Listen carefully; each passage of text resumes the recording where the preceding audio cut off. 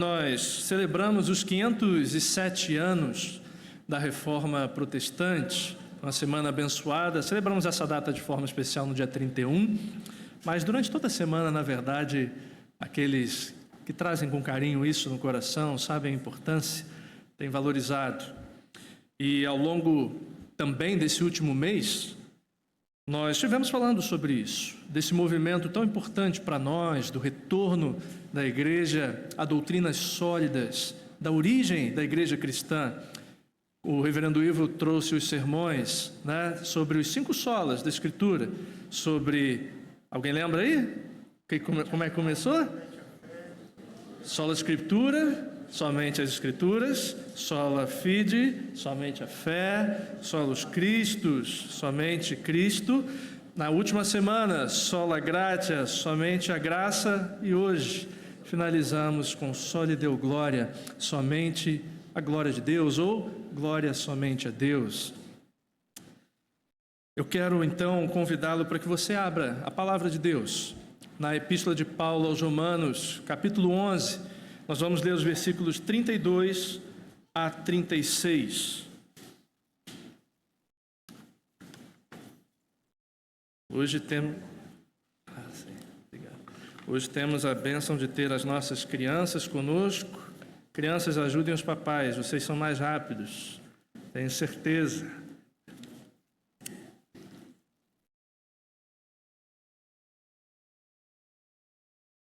Epístola de Paulo aos Romanos, capítulo 11, versículos 32 a 36.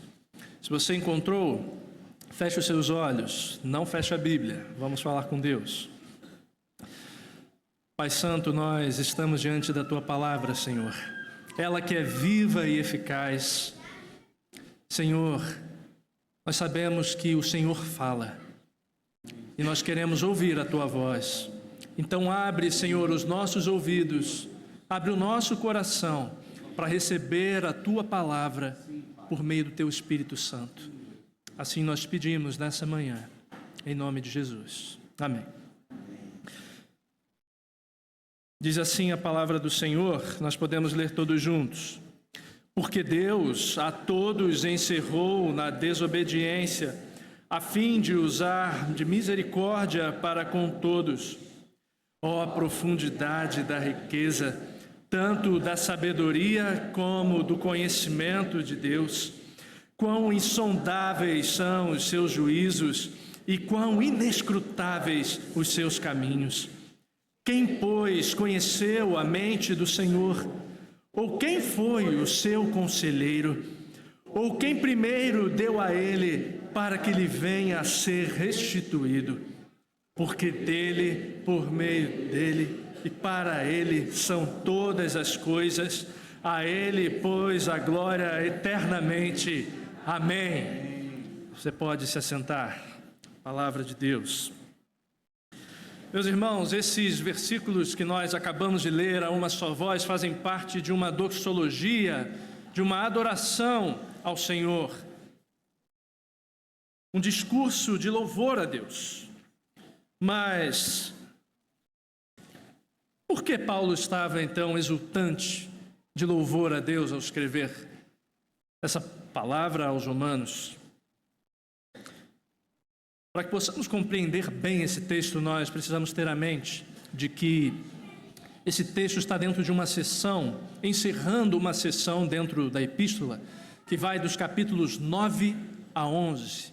E ele está tratando de uma questão muito importante para a vida daquela igreja e para a vida da igreja cristã naqueles dias, que era o fato de que se percebia que, embora a salvação tivesse vindo dos judeus, muitos judeus não estavam crendo, estavam fora da igreja, enquanto muitos gentios se aproximavam e recebiam o Evangelho. E essa era uma questão muito importante para Paulo, primeiro, naturalmente, porque ele também era judeu, e é natural que, assim como ele, você e eu, também nos preocupemos de que boas notícias precisem ser entregues, primeiro, aos nossos, de mais perto. Mas também a sua preocupação mais profunda tinha a ver com um grande propósito. um grande plano de Deus na história. No capítulo 8, Paulo havia falado sobre a grandeza do mistério de Deus ao eleger um povo para si e para salvá-los de uma vez por todas do pecado e da morte.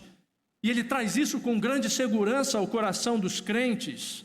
E você deve se lembrar desse texto, porque ele diz nos versículos, capítulo 8, 38 e 39, ele diz: estou certo de que nem a morte, nem a vida, nem os anjos, nem os principados, nem o presente, nem o porvir, nem a altura, nem a profundidade, nem alguma outra criatura nos poderá separar do amor de Deus, que está em Cristo Jesus, o nosso Senhor. O propósito de Deus é tão certo e seguro que nada pode frustrá-lo. E isso corrobora o cumprimento da Escritura, como também no livro de Jó, capítulo 42, versículo 2, temos também esse versículo que por muitas vezes tem sido lema da igreja cristã do Senhor. Bem sei que tudo podes e que nenhum dos seus planos pode ser frustrado. Talvez a esse ponto, então, alguém pudesse perguntar, mas então o que houve com esse grande e seguro plano de Deus? Porque se Deus começou esse plano dentre os judeus, por que então eles não creem? Por que muitos deles têm se perdido? Seria o plano do Senhor falho? Estaria a sua glória em ruínas? De modo nenhum. Paulo, nesses 3 capítulos, ele trabalha a ideia de que não foram os planos de Deus que entraram em colapso, tampouco a sua glória. O seu plano prosperou perfeitamente, mesmo quando o coração daqueles que diziam ser o seu povo falhou em confiar nas suas promessas e reconhecer diante dos seus olhos a glória de Deus, quando o Cristo prometido, o Filho do seu amor, veio ao mundo, viveu entre nós cheio de graça e de verdade, e vimos a sua glória, diz João, glória como do unigênito do Pai. Aí está, na verdade, a grande virada. Paulo diz em Romanos 9, versículo 6, de que nem todos os que são de Israel, na verdade, eram israelitas. O que significa isso? Significa que muito mais do que uma nação física ou literal, ou que uma bandeira nacional, ou mesmo até uma identificação religiosa, uma simpatia pela fé em Deus, muito além disso, a verdadeira Israel de Deus, o verdadeiro povo de Deus, é formado por todos aqueles que não são nascidos do sangue, nem da vontade da carne, mas são daqueles que são nascidos do Espírito de Deus, segundo a vontade de Deus. E esses recebem a nova vida e recebem o direito de serem chamados filhos de Deus. A esses que antes não eram povo, mesmo aqueles que eram gentios, todos que se achegam por fé, fé no Filho de Deus, e assim fé no Deus Trino, no Deus Triuno, Pai, Filho e Espírito, são agora parte do povo eterno e comprado por Deus. E nada, absolutamente nada, pode nos separar do seu amor, porque Cristo Jesus é quem nos tem nas palmas das suas mãos. Meus irmãos, esse sempre foi o propósito da glória de Deus. Esse sempre foi o plano do Senhor, ser glorificado por meio do seu povo, daqueles que se achegam a Ele por fé. E essa fé não é uma obra do acaso, é uma obra que vem da graça de Deus. Lembram? Efésios 2:8? Pois pela graça sois salvos, mediante a fé. Isso não vem, é dom de Deus, para que ninguém se glorie diante do Deus que não divide a sua glória com ninguém. Ele é Deus soberano e não se pode zombar ou esmorecer do Senhor, que governa sobre tudo e sobre todos. Portanto, o grande problema de Israel não era então o fato de que eles estavam nas mãos de um Deus que talvez se tornasse infiel diante dos seus olhos. Não, não era isso. Deus permaneceu fiel. O grande problema foi o seu próprio pecado em rejeitar a glória de Deus manifesta no seu Filho, Cristo Jesus.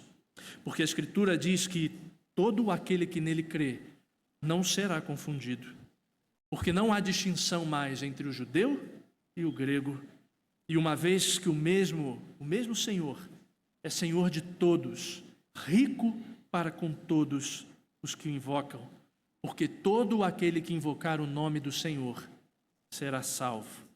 Assim nos diz a palavra do Senhor. Diante dessa maravilhosa verdade, Paulo compreende que o mistério de Deus é revelado em Cristo Jesus, ao usar da sua misericórdia por meio do seu Filho para conosco. E isso faz com que o seu coração exulte e exploda em louvor a Deus. Porque tão grande salvação não pode ser comprada, nem barganhada, nem existe qualquer outra pessoa que possa se gloriar diante de Deus ou dizer: Senhor, eu sou digno, restitui a mim o que lhe é devido. Porque senão provaríamos apenas de sua justiça. Mas o louvor sobressai dos lábios e compreendem a misericórdia e a graça generosa desse Deus maravilhoso que envia o seu Filho para morrer por nós quando nós ainda éramos pecadores e inimigos de Deus. E assim, quanto mais, irmãos, nós provamos da sua graça todos os dias, agora que somos feitos seus servos, amigos de Deus, porque Ele nos deu a conhecer da sua vontade. Meus irmãos, dessa forma, fica evidente para nós que a intenção de Paulo nesse movimento de louvor a Deus é exultar a glória do Senhor. Ele entende que não só os judeus, mas também aqueles gentios que antes não conheciam a palavra, todos eles precisavam receber a mesma visão da glória de Deus manifesta em Cristo Jesus, para que os seus corações também cumprissem o propósito do Senhor, a sua verdadeira identidade e missão de glorificar o Deus que nos criou para o louvor do seu nome. É isso que Isaías diz, capítulo 43, versículo 7, ele diz que ele nos criou e nos criou para a sua glória. Esse é o alvo de toda a obra de Deus. Portanto, frente a essa poderosa palavra de salvação, nós precisamos compreender o quanto nós precisamos de uma visão restaurada da glória do Senhor nas nossas vidas. E como precisamos da visão da glória de Deus, irmãos. Ainda mais nos nossos dias. Dias em que, muitas vezes, a própria igreja do Senhor se vê desanimada. Temos dificuldades e todas as desculpas quando se fala em levarmos e pregarmos o Evangelho, em fazer discípulos, em ver a verdadeira influência da palavra de Deus, não só na nossa vida, mas na nossa família, na vida e na família das pessoas que estão ao nosso redor, a quem nós amamos, a influência do corpo de Cristo aonde elas se encontram. Nós precisamos de uma visão restaurada da glória de Deus, e eu estou convencido disso, de que se nós realmente amarmos, estimarmos a glória de Deus, o Senhor, Ele que nos criou para o louvor da sua glória, a sua imagem, realmente tornará com que toda a nossa satisfação, toda a nossa obra, todo o nosso serviço, todo o nosso louvor resulte na glória do seu nome. Assim, muito mais do que um renovo ou do que alguns dias de contentamento, o espírito da reforma é o espírito que nós precisamos nesses dias. Nós precisamos de reforma. Nós precisamos de verdadeiro avivamento, de reforma no nosso coração. Reforma que aponte para a glória de Deus. Que aponte e nos leve a uma paixão pela glória de Deus. Assim nós vamos refletir nessa manhã sobre essa seguinte perspectiva, esse tema: paixão pela glória de Deus. Mas a primeira verdade que emerge do texto que nós lemos, no versículo 32, Paulo diz que porque Deus a todos encerrou na desobediência. Essa não é uma verdade daquelas que nós gostamos, talvez, de adesivar no vidro traseiro do carro, ou talvez você não encontre essa verdade na estrada, observando os caminhões.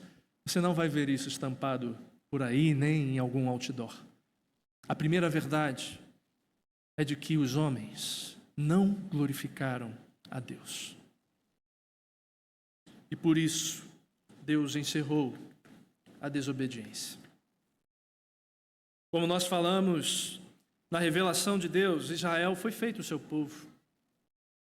Israel tinha um propósito de testemunhar diante das nações os feitos do Senhor Deus, o poder da sua glória. E não se engane, todos os povos podiam se achegar a Deus. Se você ler com atenção o Antigo Testamento, você verá que o mesmo Deus gracioso do Novo é o Deus do passado. O Deus que recebe todos os que se achegam por fé diante dele. E quando falamos da Epístola aos Romanos, talvez você vá se lembrar naturalmente de uma doutrina que é muito especial para nós. Quando nós falamos da doutrina da eleição. Essa não é uma doutrina só nossa. Isso não surgiu em 1517 para frente. O povo de Israel, na verdade, tinha uma noção muito forte sobre a sua eleição. Eles entendiam que eram um povo separado para o louvor da glória do Senhor. Porém, o que estava acontecendo é que muitos deles compreenderam de forma equivocada o conceito da sua eleição. Porque a eleição de Deus não é simplesmente um movimento de acepção de um povo, mas é um movimento de um Deus que conduz o seu povo, que governa sobre os seus corações ao longo da sua vida. E a evidência dessa eleição são os frutos que vêm da nossa fé diante de Deus. Porém, alguns deles passaram a compreender que, de forma equivocada, não era isso mais a sua nacionalidade, a sua distinção, a sua simpatia religiosa, o fato de que as suas obras talvez contribuíssem para o bem,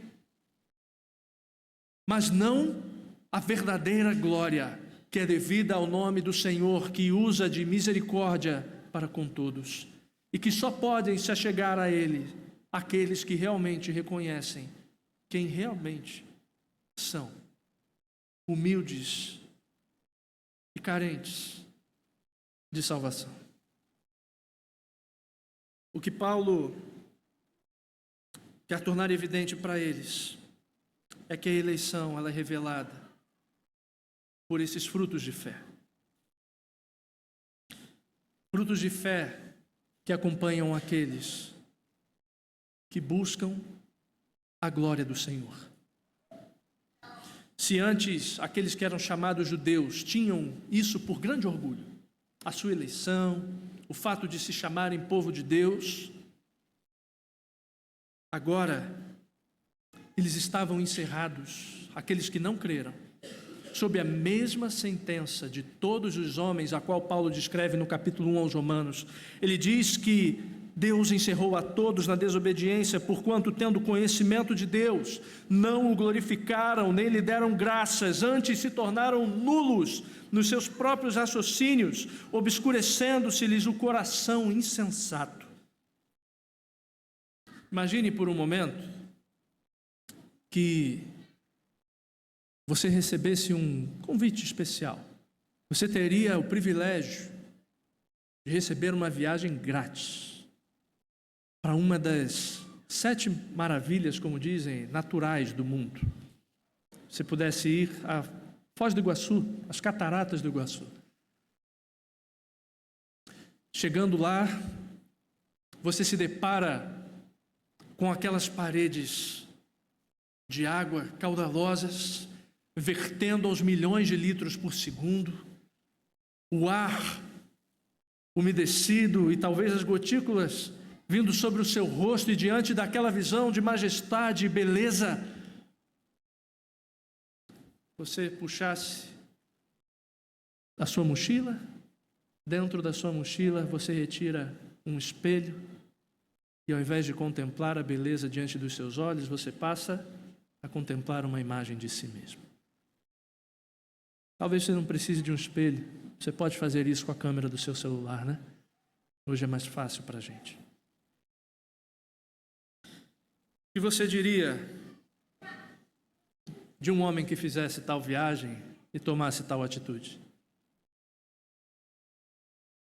Que miserável, que patético estar diante de uma visão tão bela, que reflete a imagem da glória de Deus, e não reconhecer a Deus, mas ser apenas capaz de olhar para si mesmo. É lamentável, mas foi essa semelhança que nós homens fizemos com a glória de Deus,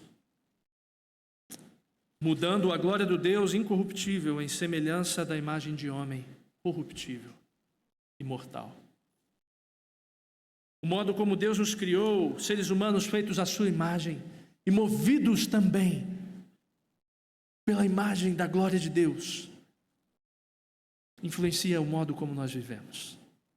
Não é à toa, irmãos, não nos surpreende que nós sejamos tão surpreendidos por grandes imagens e imagens belas. E não nos surpreende de modo algum que a nossa geração talvez viva o tempo em que mais se exalta a própria imagem. Não é à toa que as pessoas visitam lugares com belas paisagens, tiram fotos com belos cenários de fundo, que você busca talvez pessoas bonitas para estarem ao seu lado, você procura o melhor ângulo, é aquele que você vai postar, é aquele que você vai mandar revelar, vai que alguém revela, né? Ainda revela, né? Minha mãe revela as fotos lá em casa. São as melhores. Não é assim que a gente faz? Meus irmãos, nós somos capturados pela beleza e pela glória de todos os lados, de todos os cantos. Beleza e glória que o Senhor mesmo manifestou no mundo que Ele criou.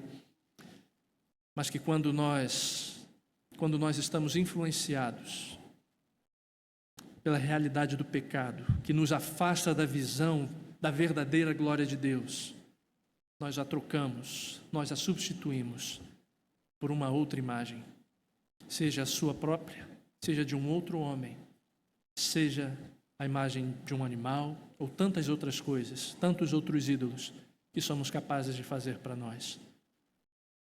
E note que parece que nós nos tornamos cada vez mais semelhantes àquilo que nós adoramos. Nós lemos Salmo 115 no texto de adoração, e nós lemos, né, como são os ídolos.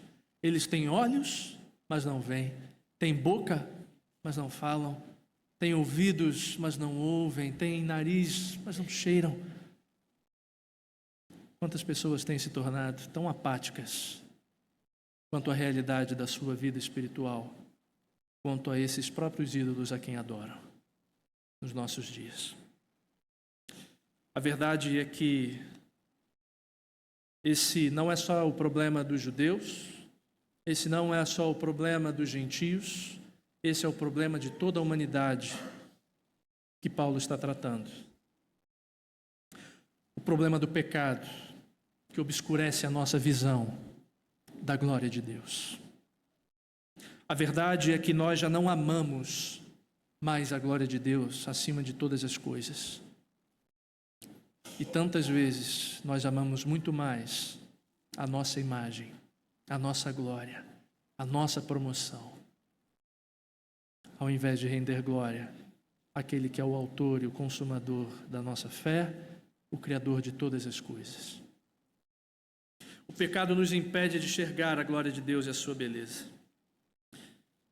E, portanto, ao mudar a glória de Deus por glória de homens, tantos outros males têm afetado a vida da humanidade. São enfermidades, são depressões, ansiedades. Parece que a gente até se orgulha disso. Hoje em dia, nós vemos até crianças se orgulham. Não, eu sou muito ansioso. Outro dia eu vi uma criança se orgulhando. Não, eu sou muito ansioso, eu preciso de tratamento. Eu falei, Senhor, essa criança não ouviu isso, claro, né? Isso não nasceu dela, ouviu de alguém. Mas isso parece ser motivo de reproduzir alegria. E, por favor, não compreenda errado. Eu não estou dizendo que toda enfermidade que nós vivemos aqui está relacionada diretamente a um pecado da sua vida. Mas eu estou dizendo que a raiz de todos os males, e nós compreendemos isso pela Escritura, está sim relacionada à queda e à influência do pecado na humanidade. O pecado é a fonte de todo mal, que nos afasta da verdadeira satisfação, do propósito e da identidade que o Senhor nos deu em glorificá-lo para sempre. Faça um simples teste, então, ao seu coração nesse momento. Se você acha que isso não te afeta, pense o seguinte: o que mais encanta e o que mais alegra o seu coração? A glória de Deus ou são os pequenos prazeres da sua vida? Está muito ainda geral, né? Vamos melhorar? Em que você encontra mais alegria?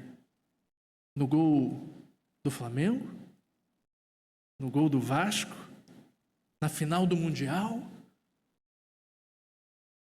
Ou na glória de Deus e encontrar-se com Ele nas suas Escrituras todos os dias?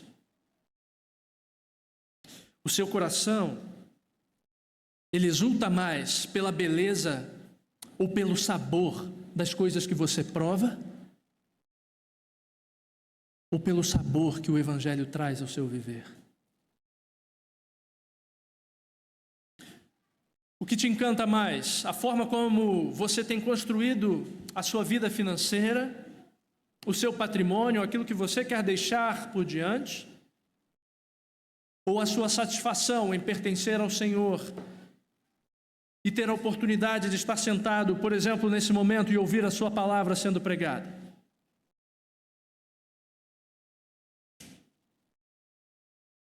Por muitas vezes, o nosso coração precisa ser lembrado de que nós precisamos estimar mais a glória de Deus do que qualquer outro prazer ou glória desse mundo. Essa é a essência do nosso pecado: não amar a glória de Deus, não lhe conceder a glória que é devida, não lhe conceder a verdadeira satisfação do nosso viver.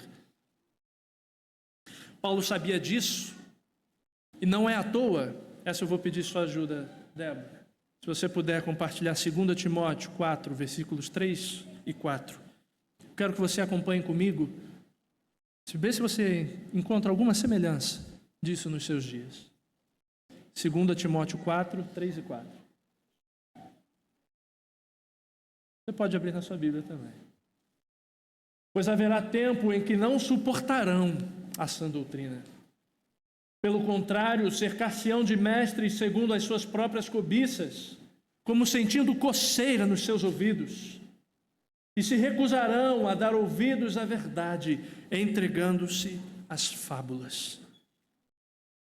Não é à toa, gente, que tantas pessoas têm encontrado ou têm servido um evangelho distorcido por aí. Um evangelho de garantia financeira, de prosperidade. Um evangelho em que você deve recuperar a pessoa amada em 21 dias, porque precisa ser o jejum de Daniel, o padrão, né? Não pode ser igual ao outro lado, digamos assim. Você vai encontrar um evangelho onde a graça é barata, onde as pessoas se achegam porque não precisam mudar o seu viver. Deus ama todo mundo. Eu posso vir como estou, então eu fico como estou. Uma visão do Evangelho da graça de Deus, em que parece que o pecado cada vez tem menos valor, no sentido de que o pecado já não te incomoda mais. É isso que muitas pessoas têm buscado por aí. Mas não se engane, meu irmão. É fácil falar daquilo que acontece e às vezes a gente vê fora. Mas mesmo dentro de uma igreja séria, e graças a Deus nós temos o privilégio de estar numa igreja séria, que é comprometida com o Evangelho, mas nós podemos viver tão distantes de Deus e da imagem da sua glória. Quando nós passamos a frequentar a igreja e achar que o Evangelho está reduzido à nossa capacidade de frequentar um culto, está reduzido à capacidade que temos, talvez, de prestar algum serviço, de ser o líder de uma pequena comunidade dentro da igreja, mas o nosso coração não está comprometido com a glória de Deus naquilo que fazemos. O nosso coração não está comprometido com a glória de Deus ao nos fazer viver o caráter de Jesus Cristo, a ponto de que as nossas relações sejam restauradas e manifestem a glória de Deus. Quando nós vivemos perdão, quando nós realmente nos amamos e temos vida em comunhão com as pessoas. Ter paz em Deus e vida em comunhão cantada é muito mais fácil do que ter paz, comunhão vivida nos dias de dificuldade, quando é difícil perdoar alguém que já nos feriu, quando é difícil estender a mão para pessoas que não nos agradam nem nos encantam tanto, não nos parecem ter conversas interessantes, não nos chamam tanto a atenção.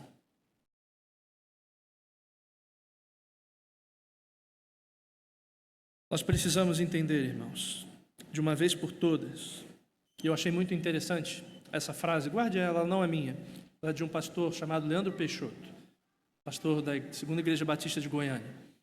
Ele disse o seguinte: a verdadeira cura para a doença da humanidade começa quando a glória de Deus passa a ocupar o centro das nossas vidas. Eu vou repetir. A verdadeira cura da doença da humanidade começa quando a glória de Deus volta a ocupar o centro das nossas vidas. O que nós mais precisamos nos nossos dias, irmãos, é que a glória de Deus, a centralidade da glória de Deus em Cristo Jesus, ocupe o centro do nosso viver, de tudo aquilo que nós fazemos, de tudo aquilo que nós pensamos, para que então nós possamos experimentar qual é a boa, agradável e a perfeita vontade de Deus que é preparada para nós. Precisamos então, irmãos, restaurar a glória de Deus na nossa vida. Como nós podemos fazer isso? Como nós podemos estimar mais a glória de Deus? Buscando conhecer a sua glória, a sua vontade, todos os dias, por meio da sua palavra, por meio da oração. Quando nós deixamos com que os pequenos prazeres e distrações, e são tantas, talvez para você o que te tome mais tempo, tome mais a sua atenção, seja um bom filme no final da noite, uma série lá no sofá, na Netflix. Talvez para outro seja algum outro compromisso familiar que, embora seja muito importante, nós precisamos aprender a colocar as prioridades sempre no lugar certo. E os compromissos familiares podem estar diante de Deus.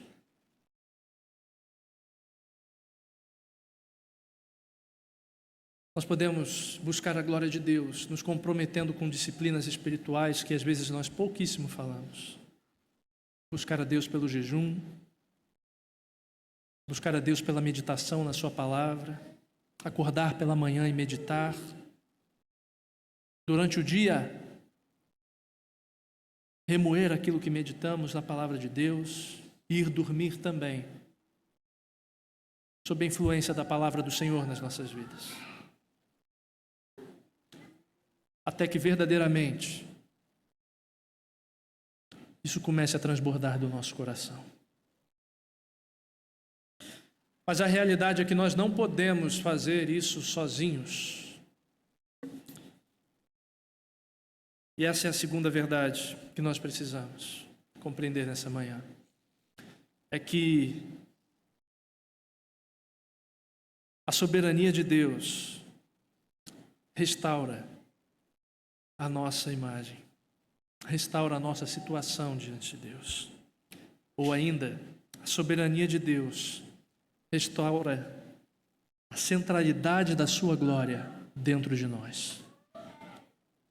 Os versículos ainda do 32 ao 35, Paulo vai dizer que Deus encerrou a todos em desobediência, todos aqueles que não o glorificaram, nem amaram mais a sua glória. Pelo contrário, amaram mais a glória dos homens do que a glória de Deus. João 12, 43. Mas com um fim. O fim de usar da sua misericórdia para com todos. Aqui nós encontramos a beleza da soberania de Deus.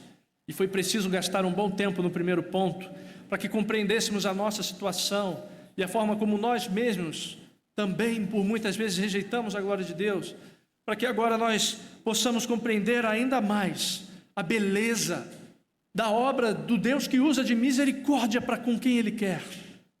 E Ele faz isso pela sua graça. Deus age dessa forma porque Ele é diferente de nós, irmãos.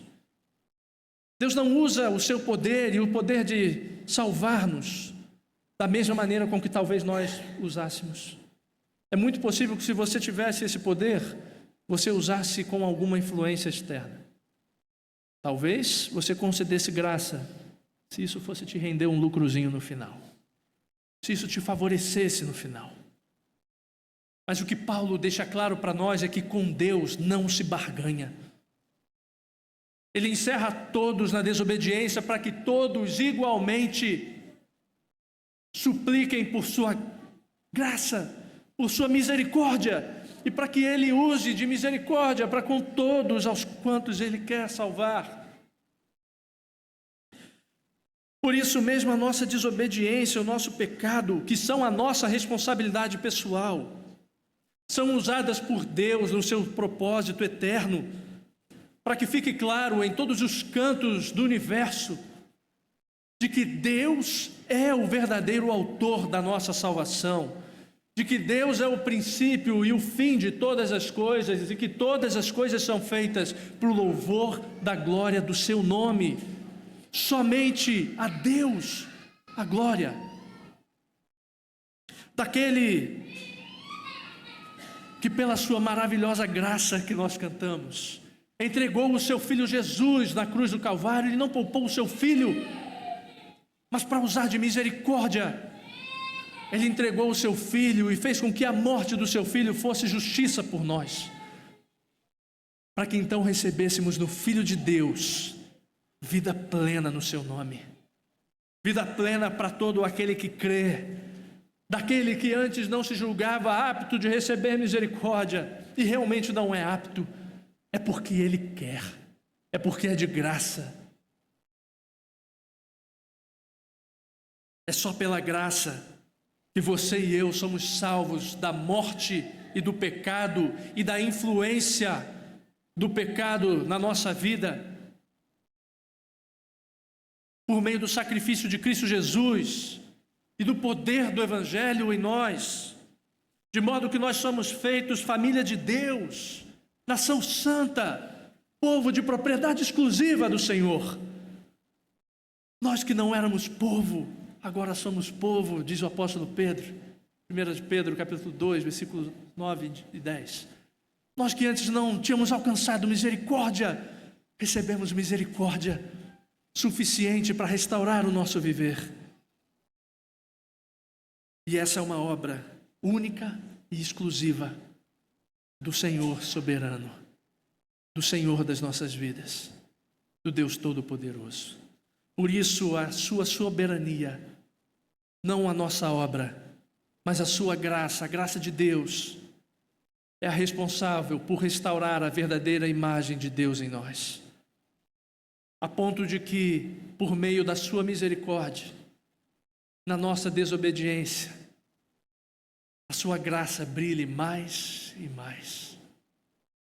A restauração é então um testemunho da graça redentora, da vontade redentora de Deus em nos salvar e formar um povo para o louvor da sua glória.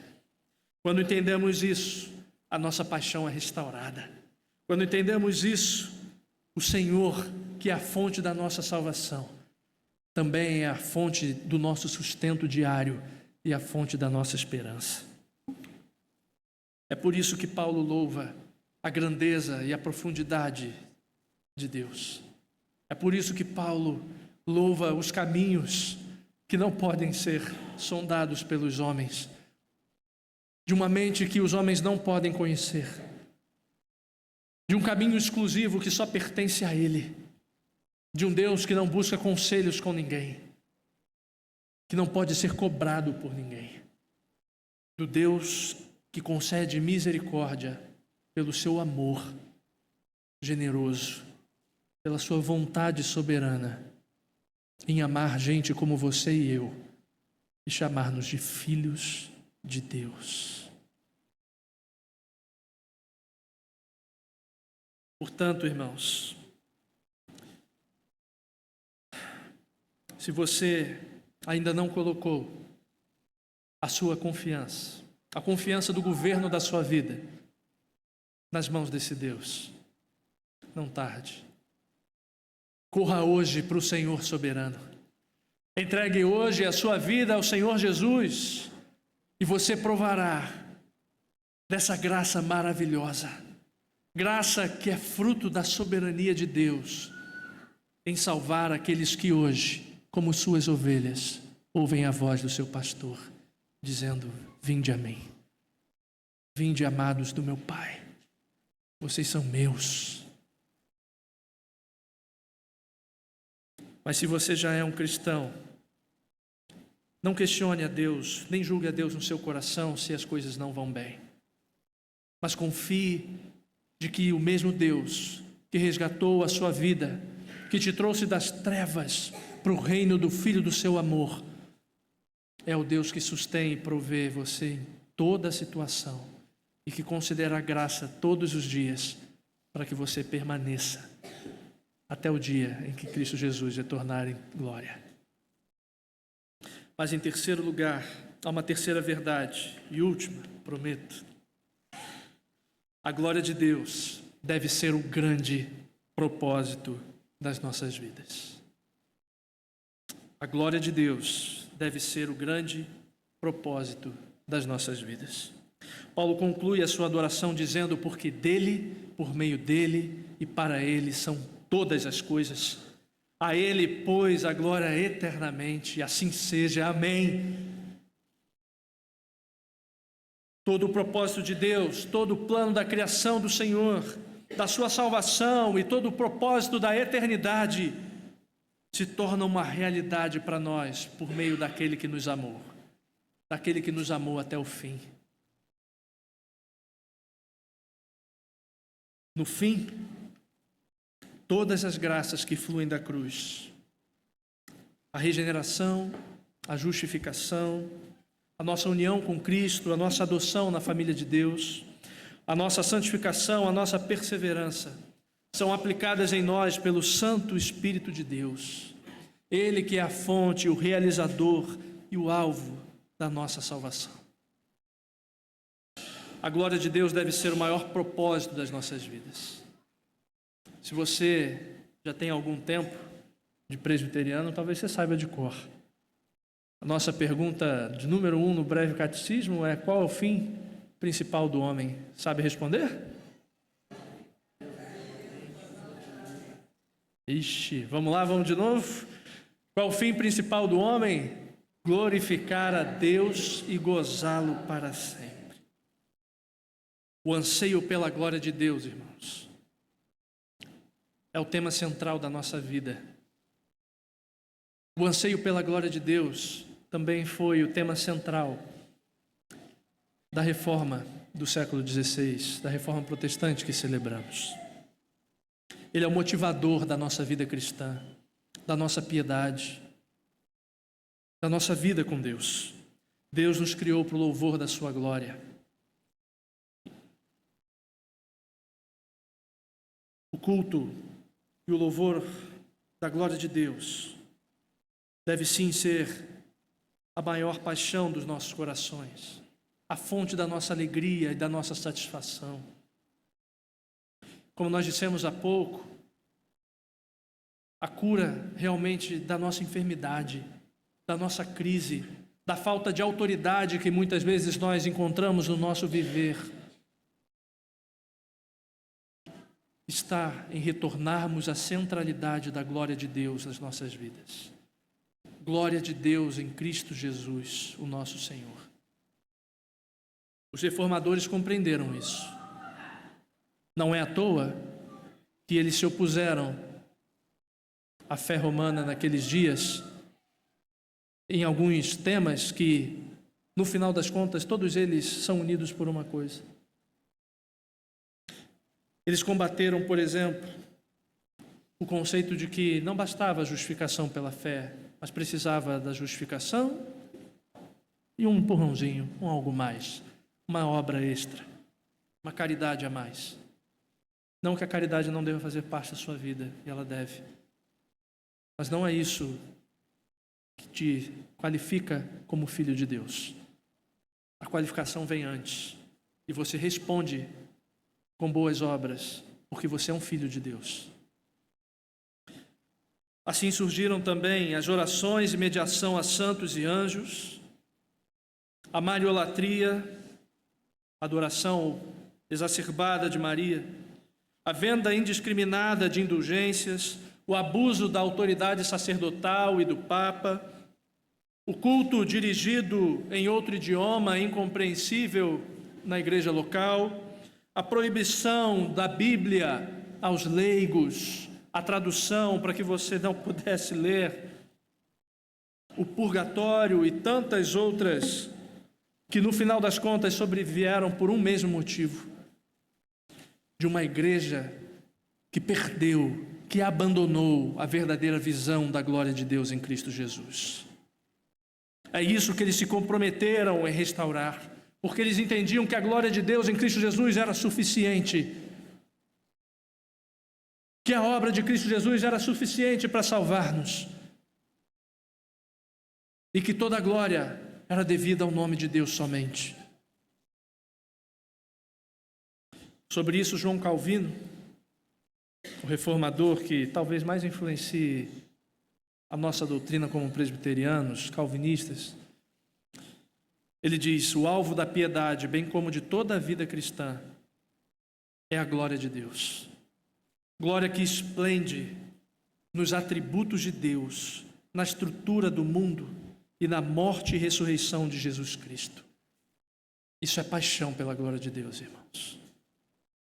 Certa vez Calvino disse a um dos seus opositores, o cardeal Sadoleto, que tentava trazer de volta aqueles que saíram da igreja de Roma para a fé católica.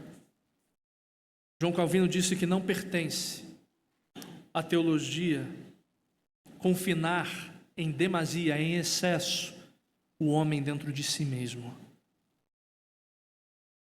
mas que a teologia deve pôr o homem diante do zelo da glória de Deus.